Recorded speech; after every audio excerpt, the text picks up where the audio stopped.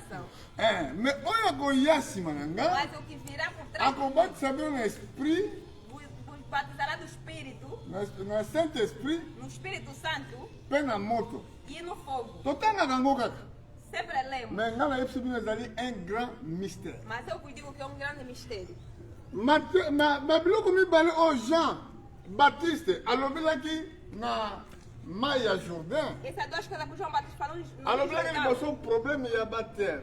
Primeiro falou sobre o batismo. Baptême oyo moto azwaka na mai. O batismo que a pessoa toma na água. Soki ntango alonga na baptême wana ya mai, Quando sai do batismo da água, apesi lisusu baptême mosusu ya Saint-Esprit aí recebe mais outro batismo do Espírito Santo mpe ya moto. e do fogo. Baptême eza eloko moko eza facilité. Batismo não é uma coisa fácil. Baptême elingi koloba immersion. O batismo quer dizer imergir. Donc mon baptême A palavra batismo eza tiré na langue grecque é uma palavra oyo grega. elingi koloba kozinda. Quer dizer que imergir. Donc baptême ezali une confrontation oyo mondimi azozwa mpona koservir nzambe. Batismo é uma confronta que o cristão está a ter para servir a Deus. esengeli na yo ozwa baptême. Para ti ser batizado. Baptême elingi kolobaki oza prêt mpona combat. Batismo quer dizer que você já está pronto para a batalha. Baptême elingi koloba oza prêt mpona koservir. Quer dizer que já estás pronto para servir. Donc ntango ozwi baptême Quando já tomaste o ondimi batismo, kokufa na yesu, acreditaste morrer com Jesus, ondimi mpe kosekwa na ye, acreditaste também ressuscitar ondimi com ele. mpasi na ye, Aceitaste também ondimi o sofrimento dele. konyokwama na ye. Aceitaste o lamento Ntango dele. yo ozwi baptême wana. Quando tu já tive aquele batismo, bototala mwango eza répété na Marc chapitre 35. vamos ver a palavra está em Marcos capítulo 5. Pardon, à Marc chapitre 10, tu vas dans le verset 35. Tout est né du bon bamini. Marcos 10, vamos ver o mistério que está por aí.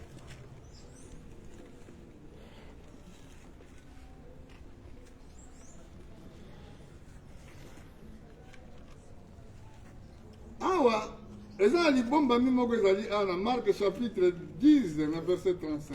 Aqui tem um mistério guardado no Marcos. Tene mundinga kikongo diaka. Yakobi ye Yohani ibana bazebedai bayiza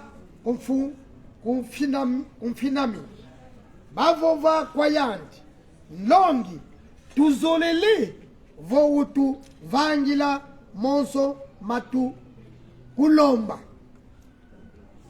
Continue. kansi wavova kwa bao nkiluzolele ya kuluvangile bavova kwa yandi utuvana twavwanda kumosi va lubakala lwako umosi va lumoso lwako mukembo wako kansi Yesu wavova kwa bao kaluzii kilulombelekwe lulenda nwa mbungu yami ye mabotu kwa lubotokolo lwa botu kwa ngwe bavova kwa yandi tulenda kwetu Yesu wavova kwa bao mbungu iyao luna yo nwa ye lubotokolo ilwao luboto kwanga luna boto kwa kwerente kasi vwanda va lubakala lwami vo ya lumoso lwami ka idyambu dyamu vanako kasi inkwalubotokolo kwerente yo kasi kumi bu dyawamo diabakidi futu ntimamu Yakobiye Yowa. C'est bon. Em português diz assim: E aproximaram-se dele Tiago e João, filhos de Zebedeu, dizendo: Mestre, queremos que nos faças o que pedimos. E ele lhes disse: Que quereis que vos faça? E eles lhe disseram: Concede-nos que na tua glória nos assentemos um à tua direita e outro à tua esquerda. Mas Jesus lhes disse: Não sabeis o que pedis. Podeis vós beber o cálice que eu bebo e ser batizados com o batismo com que eu sou batizado? Eles disseram: podemos. Jesus, porém, disse-lhes: em verdade vós bebereis o cálice que eu beber e sereis batizados com o batismo com que eu sou batizado. Mas o assentar-se à minha direita ou à minha esquerda não me pertence a mim concedê-lo, mas isso é para aqueles a quem está reservado. E 41 diz. 40. Alléluia. Amém. Donc, tant que tu as aboyé, tu vas comprendre que demande à Bana Zebedee Zagini. Quando lemos assim, não podemos compreender a demanda do filho de Zebedeu era o Et quê? ça qui Bana mi balé à Zebedee. Era 2 filhos de Zebedeu. Bayaki et pas na Yesu. Vieram até Jesus. Mutu, vous senga na bango zaki malam. Seu pedido era bom. Bango senga nini? Pediram o quê? Bango senga ke soki Yesu akoko permettre bango. Se Jesus Ba- pode lhe permitir, Na royaume na ye. no seu reinato, Bavanda moko na loboka mobali, moko na loboka e mwasi. fique de outro na direita e outro na esquerda. Amen. Amém. Mais yoka Yesu ndenga lobaki na bango. Ouça a resposta de Jesus. Yesu alobi que Jésus lui a répondu: Jesus lhe respondeu: vous ne savez ce que vous demandez. não sabem o que estão a pedir. Pourrez-vous boire la coupe que je dois boire Podem beber o copo que eu vou beber. ou être baptisé du baptême dont je dois être baptisé? Ou ser batizado no batismo, ou por enquanto que eu vou ser batizado. Nous le pouvons, dirent-ils. Eles disseram: podemos sim. Amen. Amém. Oh, bango basengaki eloko mo malamu. Eles pediram uma boa coisa. Basengaki ete bavanda moko na loboka mobali, moko na loboka mwasi. Pediram que outros sentassem no direito. Yesu ayebisi bango bino boyebi te eloko bozosenga. Jesus lhe disse: não sabe o que estão a pedir. Est-ce que bokomela coupe moko na ngai? Podem beber nesse cálice. Alléluia, église. Amém. Bino bozoya mpo bokomomela nzambe, n'est-ce pas? Porque vocês estão a ver porque viram a mão de Deus. Bozoya mpo bokota na robe de Dieu, n'est-ce pas? Viram para bom. entrar no Mais bango mpe reino de Deus. ezalaki likanisi na bango mpo barenie na Christ. Seu pensamento para reinar com Cristo. Sikoyo question ezalaki pose naki boye. A pergunta que era posada era: Est-ce que bokoki komela coupe moko na ngai? vão conseguir beber desse cálice comigo? Oyo bokozwa libatisi oyo ngai nakozwa. Ou vão tomar desse batismo que eu terei? Quel s'agit ezalaki baptême? Que tipo de batismo? Marque terei? edi na baptême. Que tipo de batismo? Parce que terei? Yesu azwaki deja baptême epai ya Jean. Porque Jesus já era batizado pelo João. Donc baptême wana Jean aza kopesa O batismo que João deu eza kolakisa que la souffrance un chrétien peut avoir na mosala ya Nzambe. demonstrava o sofrimento que o cristão pode ter na obra de Deus. Parce que na mosala oyo Porque nesse trabalho soki ondimi pasi te, não acredita em soki ondimi sofrimento, konyokoma te, não acredita em sofrer. jamais okozwa récompense likolo na yango. Nenhuma vez vai ser Jamais. recompensado. Parce que awa ate bango balobaki Porque aqui após que eles falaram, balobaki que oui tokozwa le même baptême. serão que sim, vamos ser batizados também como vocês?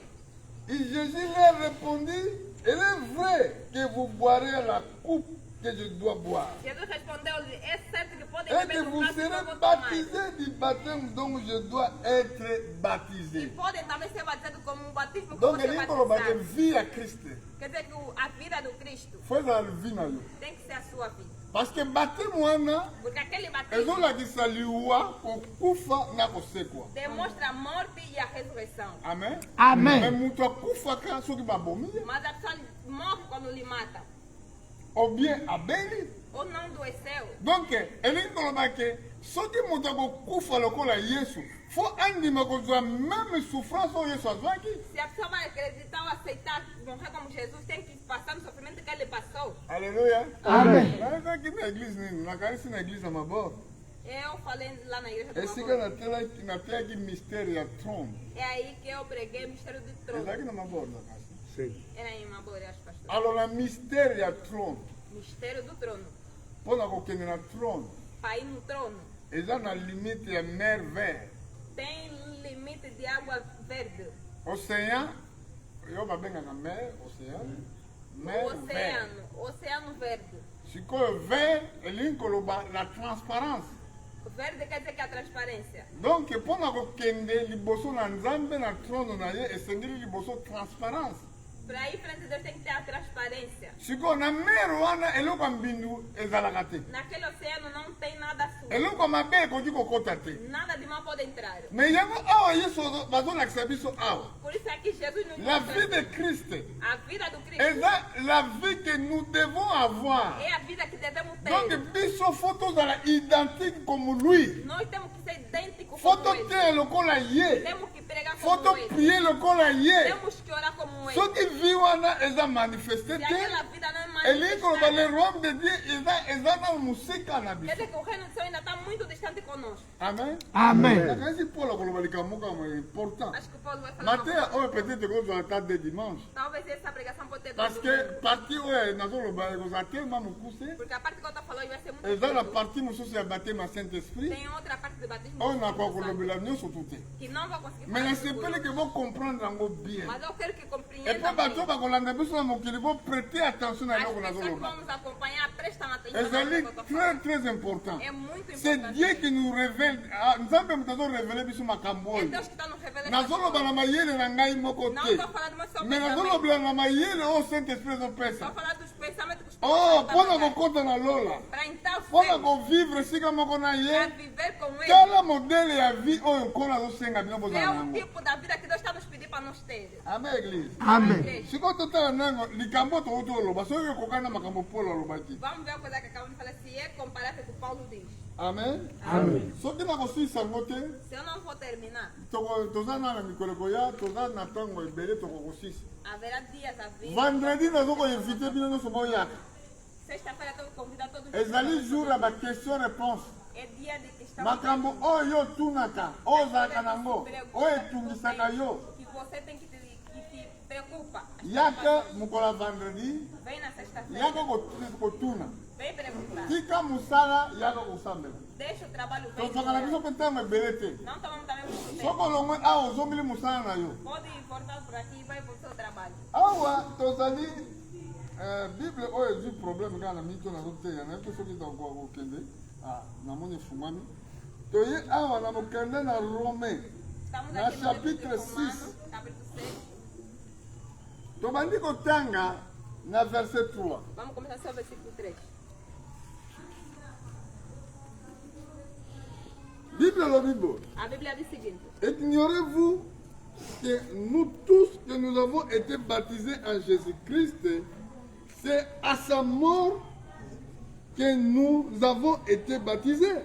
ignoram-se que todos que fomos batizados em nome de Jesus Cristo é pela sua morte que fomos Nous batizados. avons donc été ensevelis avec lui par le baptême et à sa mort, Fomos sim inundados com o seu batismo e a sua morte. afin que comme Christ est ressuscité des morts E como, por enquanto que como Cristo ressuscitou dos mortos, par la gloire pela glória Père, do Pai, de même nous aussi, de mesmo nós nous também, marchons en nouveauté de vie. que possamos andar nova vida. En effet, Pour si une nous fois. sommes devenus une même plante avec lui par la conformité à sa mort, Se nós nos tornamos a mesma planta, mesmo nous le ele, serons aussi par la conformité de sa résurrection. nós estaremos mais na conformidade da sua Sachez que ressurreição. notre vieil homme était crucifié avec lui, Saiba que o nosso velho homem foi crucificado com afin ele, que le corps du péché fût détruit,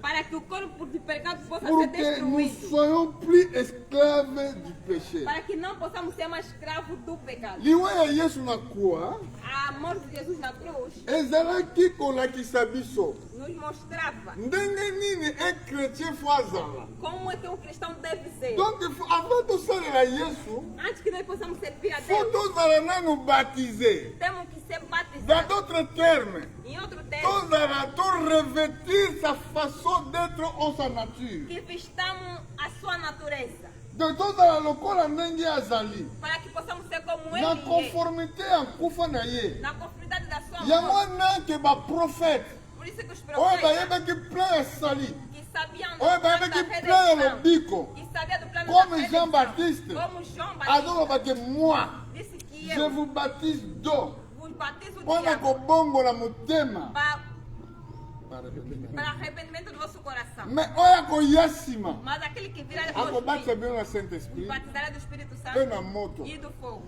Donc batemi yango moko kaka O batismo ele elingi só koloba un engagement sacré. quer dizer que um engajamento sagrado. Ntango yo ozwi yango Quando você toma aqui, donc elingi koloba ke ozo kovivre so ndenge oza kovivre quer te. dizer que não está a ver mais como vivia. elingi koloba ke eza fo vi mosusu ekota Quer dizer kati que na outra yo vida tem que entrar em ti. fo okoma ovanda kovivre na lolenge mosusu ya Tem sika. que ver de outra mente. Amen église. Amém. Alléluia. Amém. Awa apôtre alobi boye Aqui apóstolo seguinte. tokendaki na seveli elongo na ye par le baptême. Fomos matados com ele no batismo. Ye biso tokufi te. Nós não morremos. Ye te moto akufaki. Ele é que morreu. Mais sikoyo vi na ye modele Mas ya a vi na vida ye dele, o tipo da vida dele, ekomi vi na yo. se tornou também a sua vida. Donc elingi koloba ke ntango akufaki Quer dizer que como quando ele morreu, puissance ya pouvoir ya corps o poder do corpo eza susu na eza susu na boconduite na nzoto na yo. não tem mais domínio sobre ti. Donc elingi koloba ke na façon moko Quer naturelle dizer que num tipo natural, ozovivre lisusu te. não está mais a viver. Est ce que église bozolandanga malamu Eles estão me entendendo. na bozala distraite. Não serão. Donc ntango mutu akufi na yesu Quando a pessoa morre com Jesus, bon yesu akufaki na façon moko physique Jesus morreu com uma fase. mais la vie de Jésus reviendra à toi. Mas a vida de Jesus virá em ti. Ozovivre na façon moko physique yo ozovivre na façon moko physique Tu vais ver num tipo físico, mais vie ya corps na yo mas a vida do teu corpo, modele nzoto no elingaka tipo que o corpo do teu corpo vai desejar, eza susu na pouvoir likolo na yo te. não vai ter mais desejo em cima de ti. Amen. Amen. eza soki motu neti alobi ke yesu akufelaki ye Tipo, alguém pode dizer que Jesus morreu para ele. soki azovivre lokola yesu te Se não sabe viver como Jesus, donc bongo liwa ya yesu mpona eza na signification te. e a morte de Jesus não tem significado, soki yo olobi ke yesu akufelaki nga se tu dizer que Jesus morreu para ti, eke vi na yo ezali lokola ya liwa na ye te na kosekwa na ye te e seke que a yesu vida dele não akufelaki é yo tipo te. da morte dele, tipo a ressurreição dele, quer dizer que Jesus não morreu para ti.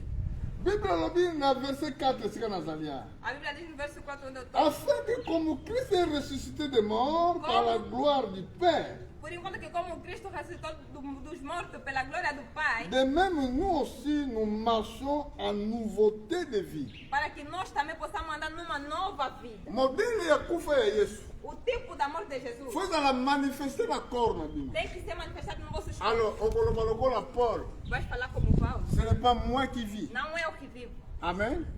C'est Christ qui vit en moi. é o Cristo que está vivendo. Donc Paul Se o Paulo, a expérimenté vie à Christ. ele experimentou a vida de Donc Cristo. ezalaki susu Paul kovivre te, Não era mais Paulo vivendo, mais Christ nde kozala kovivre mas kati é na o ye. Cristo que vivia dentro dele. Donc elingi koloba désir nyonso ezalaka ya corps Era que todos os desejos carnal, bamvi nyonso tu corps ezalaka nango todos os desejos carnal, basentiment nyonso corps ezalaka todos os nango sentimentos que o corpo tem, esengeli totalement ezala annulé kati na ye. tem que ser desaparecendo na tua vida. Amen. Amém. Alors yoka lisusu Oui, ça. na verset 5 Esse é o versículo 5. en effet si nous sommes devenus une même plante avec lui Então, se tornamos mesma planta que como ele, par la conformité de sa mort, da conformidade da sua nous morte, le serons aussi par la conformité de sa résurrection. nós seremos mais também na conformidade da sua ressurreição. soki tokomi nzoto moko elongo na ye na Se nzela na kufa na ye tornamos mesmo corpo com ele na morte, tokozala mpe ndenge moko na nzela ya lisekwa. estaremos também mais mesmo na ressurreição. Alors soki yesu akufelaki yo Se Jesus morreu para ti, donc elingi koba yo fo koma lokola ye ndenge azali tu tens que se tornar como yango ele é. apôtre paul azoloba awa Por isso que o apóstolo Paulo diz o seguinte: si nous sommes devenus une même plante avec lui par la conformité de sa mort se nós se tornarmos a mesma planta na conformidade da sua morte, yango wana nde bazobatisa bato é aí que estão a batizar pessoas. eza mawa babatisaki yo awa lobi omonanaka susu te. Não é que decidiu viver com a sua vida com Cristo. donc ezali te moto akokamba yo lisusu Não tem pessoa mais que vai vai te dirigir. ezali yesu yemo oyo ozwili responsabilité ye nde bakamba yo É Jesus que você toma aquela responsabilidade que vai te okomonaka te mokolo wana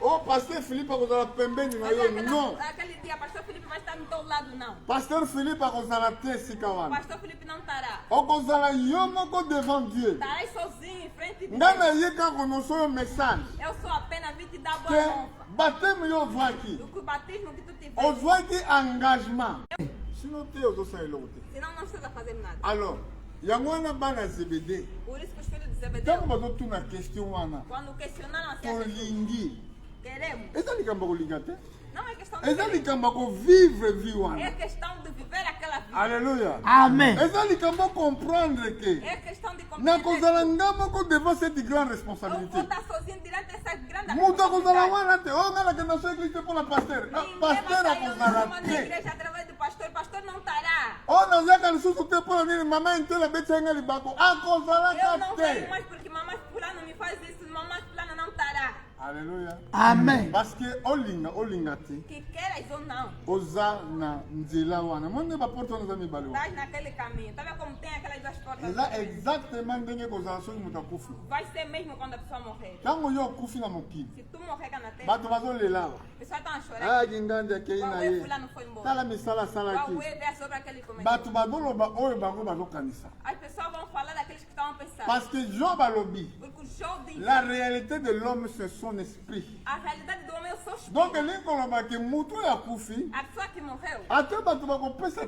témoignage é uma pessoa que pode dar bom mais testemunho. la réalité na ye Mas a realidade dele ekokóma ntango akóma na présence divine vai se tornar quando chegar na mpona presença. azwa récompense ya misala oyo asalaki na Vai ter mokili recompensa da Amém. coisa que ele fez. parce na que vida. bible olobi bo soki tokufi na yesu E a Bíblia diz que se não morrer com Jesus, misala oyo osalaki as obras que ça efetuaste te suivra vai te siko acompanhar. lokola ndenge baporte wana eza mibale Como tem duas portas eza para ele, exactement ce que va se passer é exatamente o que vai acontecer. ntango yo okomi na baporte wana Vai chegar naquelas portas, okokutana baange ya nzambe vai ter anjo de Deus, okokuta baange ya satana vai baza encontrar wana também anjo de Satanás. sikoyo misala oyo ozalaki nango na mokili As obras que tinhas feito ekotémoigne vai ete testemunhar toi que tu qui étais bon serviteur de era Dieu bom servo de Deus. toi Tu qui étais un bon chrétien era bom cristão. alors ntango misala wana etémoigne Aquele obra quando nzela na ye testemunhar, koponama wana aí o teu destino vai ser crescado aí. alleluya Amen. mais soki kristu ye nde moto azalaki mobateli na Mas se biso o Cristo que era soki nosso yesu protetor, oyo biso tozosala se o Jesus que nós estamos a soki vi servir, na biso ezalaki vi ya conformité à sa parole se a nossa vida era conforme a palavra, donc elingi kolobaki tokokende epai na kristu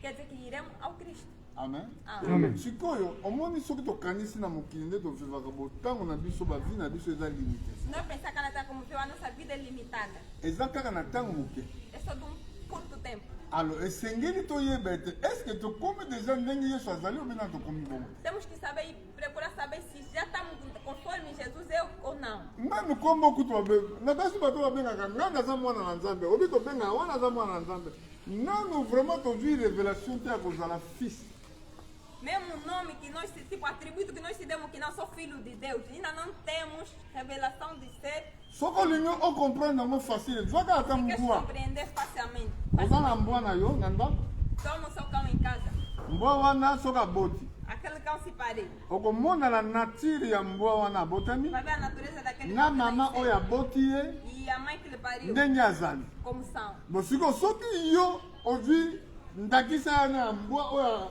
mbwa ya moke na mama na ye Se você tomar a natureza do cachorrinho e a sua mãe, siko ozwa so ndakisa na yo toma a sua etant que natureza fils como filho, etant que fille como filha. tala etamboli na yo Vê do jeito que você anda. tala ndenge okanisaka Vê do seu pensamento. tala yango mpe na nzambe soki eza ndenge Vê moko como Deus é. Se é soki igual. eza ndenge moko te Se não idêntico, elingi koba eza na effort osengeli fournir par grâce de tens dieu que cometer, tens que formar um esforço na ngolu ya na nzambe graça de Deus. alleluya yango omonaka ke soki moto asali expérience oyo É ver que a pessoa quando ter essa experiência akolobaki nakoki te vai dizer que não sou, kolo sunganga não vou conseguir, Deus me ajuda. eloko heureusement seigneur jésus christ aza victime expiatoire Muito bem que Jesus Cristo é a nossa vítima expiatória. oh, parce que satan il nous accuse à cause de ça Porque o Satanás nos acusa através disso. satan accusaka biso à cause de notre façon d'être O Satanás nos acusa através do nosso. parce que satan ayebi gloire nini ye atika na lola Porque Satanás sabe sabe que glória que ele deixou ser. Satan a yebi pourquoi que alingi muta que na lola ti. Ele sabe por que não quer a pessoa que vai Parce que no céu. só que experimentar glória. Satan a yebi. Mas Satanás Bon, sabe. Satan a gozala jamais pardonné. Porque o Satanás nunca será Oye que perdoado. Satan a commettre 7 grands péchés. Sabe que o Satanás quando cometeu esse grande pecado, Ayeba qui te lo koni za gozela. ele não sabia o que ele esperava. Alléluia. Amém. Azaki ignora Satan. Ele era ignorante. Ayeba qui te que ce qui a commettre cette erreur a commettre qui Ele wana. não sabia que cometendo aquele erro que ele Jugement na cometeu, ye kozala sévère. o seu julgamento vai ser sério. Ndenge moko pe De bato mesmo, as pessoas bazoyeba te não sabem na kolupe cette grand sali. de desafastar dessa salvação. Donc eza na punition moko eza trop sévère Tem ezokozala uma biso. punição muito, tipo, tem um castigo muito forte que está nos aspectos. Alors ntango toza na grâce oyo nano Por enquanto que temos essa graça, tozomona moi ezobima estamos a ver o sol surgir, tozomona poko ezoya estamos a ver atardecer. fo toyeba kokanisa mokolo wana ndenge ekozala Temos que saber pensar como que vai ser naquele dia. yo ye mpona kosala volonté na yo te Tu não vieste aqui como comme efetuar mpe a jésus vontade. ayaki mpona kosala volonté na ye Como te Jesus também não veio efetuar kolinga sua mpe vontade. kosala volonté na yo te na makambo ya nzambe Não queira também efetuar sua vontade na sala história de volonté Deus. na oyo atindi yo Efetua a vontade Jésus dele, avait ele te dit, mandou. Jésus avait dit. Jesus disse, na ye na mokili fica na terra, mpona kosala volonté na nga te não fazendo a minha mais de vontade, faire de celui qui m'a envoyé. mas sim dever Donc daquele que me Jésus, enviou. Dieu nous a envoyés sur la terre Jesus me mandou na terra pour faire sa volonté, para efetuar sua pas vontade, notre volonté. não nossa vontade. Est-ce que l'église bolandi madame? A igreja primeiro Ah, eza très très motuya.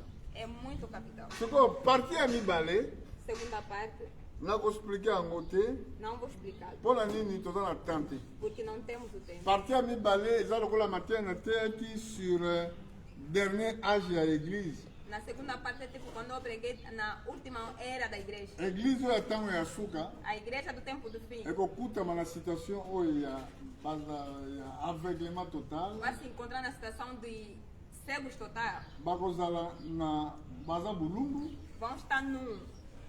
bandimi yesu Quando te perguntam, ondimi kolanda ye aceita lhe seguir. donc olingi kondima ondimi kokufa. Quer dizer que aceitaste morrer. Alleluia. Amen. Olingi kokufa Queres morrer? te tero te Aceita morrer. ah voilà ondimi kokufa.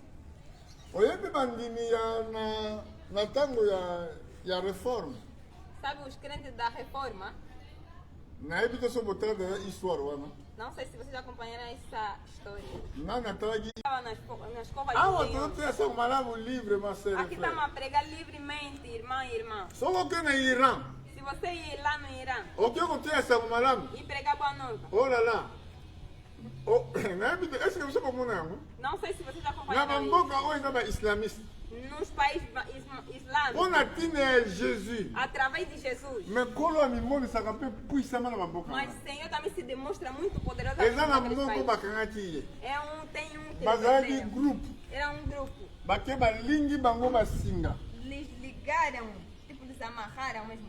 batie bango esika train eleka na 3 heures du matin. Lhes colocaram no caminho de ferro, Alléluia. Amen.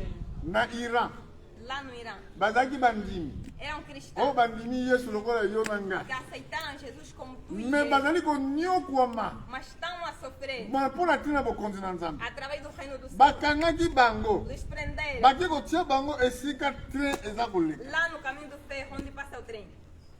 train mpe ezoya Havia também o trem estava ere ali. nango train elekaka A hora que o trem train passava, ebandi koya o comboio estava na ali, vitesse makasi com muita velocidade. me ntango train komi esika bango mpo train nyata bango Por enquanto que tinha as pessoas aí que é para eles atropellar. alleluya eza na bamingi na bamboka wana Tem muito naqueles países. baza kotia bango meme na mabulu ya moto Então eles colocam mesmo no buraco de fogo. me mpo na ntina na yesu Através de Jesus. donc yesu oyo bino bondimi Esse Jesus que vocês aceitaram. awa Aqui. satan Somos oyo cristãos. mokili elingi biso ata mokolo moko O te mundo não quer nem por um pouco. mokili elingaka yo te O mundo não te gosta. me esengeli yo ozala na motu moko osimba liloba osimba kondima ndenge oyokaki yango na ntongo ya Mas lelo você tem que ser uma pessoa que pega a palavra segurando ele como você ouviu na manhã de hoje. Amen. Amen. Yo kanisi ba plan nyonso bazosala na contre humanité, contre l'église. Tá pensando que o plano que estão a fazer perante a humanidade é para que Soki ozoyeba ngo te yeba ngo lelo. saiba hoje. Ntango bazoko se réunir, Quando estão se reunir, balobi que non tosala marque na. se tornando C'est ça cristão, la vraie religion. é a Oyo verdadeira nzambe religião. ayebi na mokili. Que Deus Parce sabe. que religion oyo babengi cause chrétienté, Porque a religião il y a cristianismo non de véritable religion sur la é a terre. verdadeira religião que está na terra. Oyo no se tikali wana, Tudo o que ficou eza manœuvre ya Satan. são obras de Satanás. Amen.